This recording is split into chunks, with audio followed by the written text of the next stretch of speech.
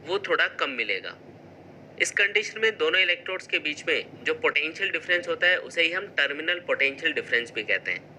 यानी सिंपली हम कह सकते हैं कि सेल जब वर्किंग कंडीशन में होगा यानी किसी सर्किट में कनेक्ट होगा तो इसके दोनों इलेक्ट्रोड्स के बीच में जो पोटेंशियल डिफरेंस होता है उसे ही हम टर्मिनल पोटेंशियल डिफरेंस कहते हैं। तो टर्मिनल पोटेंशियल डिफरेंस के लिए हम कह सकते हैं it is the potential difference between the two electrodes of a cell in a close circuit when current is drawn from it. जो टर्मिनल पोटेंशियल डिफरेंस है उसे हम V के सिंबल से रिप्रेजेंट करते हैं। मैथमेटिकली अगर हम टर्मिनल पोटेंशियल डिफरेंस को रिप्रेजेंट करें तो हम लिख सकते हैं V equals to E minus I into small r। यहाँ पे E का मतलब है EMF ऑफ द सेल। यानी सिंपली इक्वेशन से आप समझ सकते हो कि जो टर्मिनल पोटेंशियल डिफरेंस है वो हमेशा EMF की कंपैरिजन में कम आएगा, क्योंकि EMF में से जब हम इंटरनल रेजिस्टेंस के अक्रॉस होने वाले वोल्टेज ड्रॉप को माइनस कर देंगे तो जो बचा हुआ वोल्टेज होगा उसे ही हम टर्मिनल पोटेंशियल डिफरेंस कहते हैं। तो चलिए अब हम देखते हैं कि सेल या बैटरी का जो इंटरनल रेजिस्टेंस है उसकी value EMF, terminal potential difference और एक्सटर्नल रेजिस्टेंस की टर्म्स में क्या होती है। जैसा कि आप डायग्राम में देख सकते हैं कि इसमें हमने एक सेल या बैटरी को रिप्रेजेंट किया है जिसका EMF है E और इसका इंटरनल रेजिस्टेंस है स्मॉल r। इसको हमने एक एक्सटर्नल रेजिस्टेंस कैपिटल R से कनेक्ट किया हुआ है। सर्किट में फ्लो होने वाला करंट है I और इस करंट की वजह से एक्सटर्नल रेजिस्टेंस के अक्रॉस होने वाला वोल्टेज ड्रॉप है V। यहाँ पे अगर हम इस सेल के इंटरनल रेजिस्टेंस के अक्रॉस होने वाले वोल्टेज ड्रॉप को तो हम लिख सकते हैं I इंटू स्मॉल r और ये इक्वल होगा सेल के EMF minus terminal potential difference के, क्योंकि हम जानते हैं कि EMF में से जब मैं टर्मिनल पोटेंशियल डिफरेंस माइनस करूंगा तो मुझे सेल के इंटरनल रेजिस्टेंस के अक्रॉस होने वाला वोल्टेज ड्रॉप मिल जाएगा। अब अगर हम सर्किट में फ्लो होने वाले करंट को टर्मिनल पोटेंशियल डिफरेंस के टर्म्स में लिखें तो ओम्स लॉ के अकॉर्डिंग हम लिख सकते हैं I equals to V by R। अब यहाँ पे इस इक्वेशन से हम जो इंटरनल रेजिस्टेंस है उसको लिख सकते हैं small r equals to E minus V upon I। और अगर ओम्स लॉ को यूज करते हुए I की वैल्यू यहाँ से पुट कर दें तो ये इक्वेशन बन जाती है E minus V upon V by R। तो जब हम इस इक्वेशन को सॉल्व करेंगे तो इंटरनल रेजिस्टेंस को लिखा जा सकता है small r equals to E upon V minus 1 into capital R। यहाँ पे इस इक्वेशन में E का मतलब है EMF of the cell, V का मतलब है terminal potential difference, capital R का मतलब है एक्सटर्नल रेजिस्टेंस और स्मॉल r का मतलब है सेल का इंटरनल रेजिस्टेंस।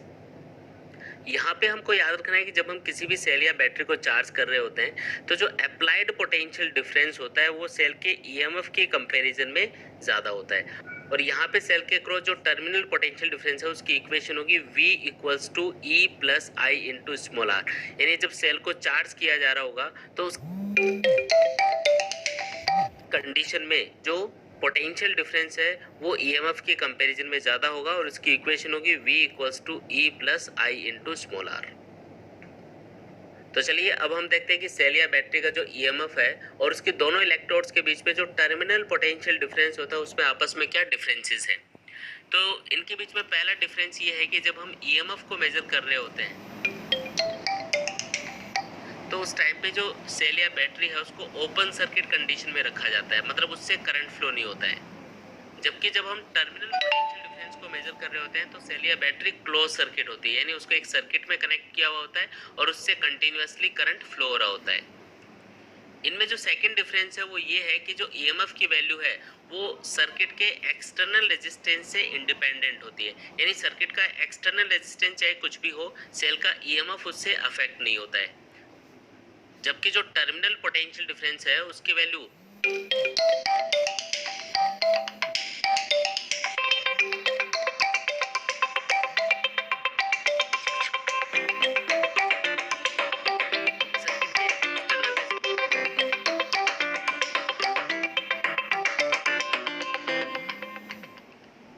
के ऊपर भी डिपेंड करती है। इसको आप इस इक्वेशन की हेल्प से समझ सकते हैं। टर्मिनल पोटेंशियल डिफरेंस को लिखा जा सकता है V equals to E minus I into small r।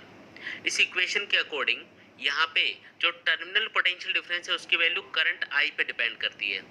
अब अगर हम सर्किट का एक्सटर्नल रेजिस्टेंस इंक्रीज करते हैं तो उससे करंट की वैल्यू डिक्रीज होगी, और अगर करंट की वैल्यू डिक्रीज होगी तो उससे I इंटू स्मॉल r की वैल्यू डिक्रीज होगी, और ईएमएफ में से सब्ट्रैक्ट होने वाली वैल्यू अगर कम होती जाएगी तो टर्मिनल पोटेंशियल डिफरेंस की वैल्यू बढ़ती जाएगी।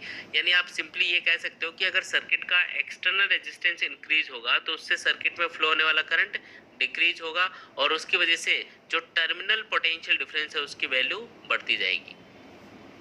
यहाँ पे ईएमएफ और टर्मिनल पोटेंशियल डिफरेंस में जो थर्ड डिफरेंस है वो हम कह सकते हैं कि जो ईएमएफ वर्ड है वो हम सिर्फ और सिर्फ सोर्स ऑफ ईएमएफ के लिए यूज करते हैं, यानी एनर्जी सोर्स के लिए यूज करते हैं। जबकि जो टर्मिनल पोटेंशियल डिफरेंस है ये एक कॉमन टर्म है जो किसी भी इलेक्ट्रिकल कंपोनेंट के अक्रॉस होने वाले वोल्टेज ड्रॉप के लिए भी यूज की जाती है, और साथ ही जब बैटरी को किसी सर्किट में कनेक्ट किया गया होता है तो उसके दोनों इलेक्ट्रोड्स के बीच में पोटेंशियल डिफरेंस को रिप्रेजेंट करने के लिए भी यूज की जाती है।